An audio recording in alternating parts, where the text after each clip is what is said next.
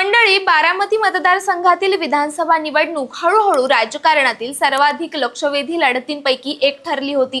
कारण इथं उपमुख्यमंत्री अजित पवार यांना त्यांचे सख्खे पुतणे युगेंद्र पवार यांनीच आव्हान दिलं होतं। ज्येष्ठ नेते शरद पवार आणि खासदार सुप्रिया सुळे यांनी यासाठी ताकद लावली होती आणि दोन्ही बाजूंकडून अटीतटीचा प्रचार आणि आरोप प्रत्यारोप सुरू होते।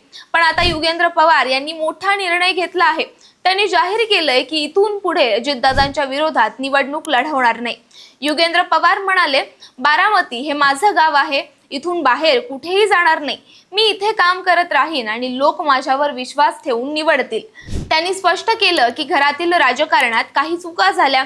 लोकसभा निवडणुकीत सुप्रिया सुळे आणि सुनेत्रा पवार यांच्या विरोधात झालेल्या निर्णयामुळे गैरसोय झाली, पण आता दोघांनीही चुका मान्य करून पुढे काम करणं गरजेचं आहे। युगेंद्र पवार यांचा हा निर्णय बारामतीत राजकीय शांततेकडे आणि लोकांसाठी काम करण्याकडे मोठा पाऊल मानलं जात आहे। तुम्हाला काय वाटतं? बारामतीत युगेंद्र पवारांचा हा निर्णय भविष्यातील राजकारण बदलू शकेल का? कमेंट मधून नक्की सांगा। आणि हो, पुढच्या घडामोडी सर्वात आधी समजून घ्यायच्या असतील तर त्याचं काय महाराष्ट्राला आताच सबस्क्राईब करा, कारण इथं ऐकायला मिळतं खऱ्या राजकारणाचं इनसाइड व्हर्जन।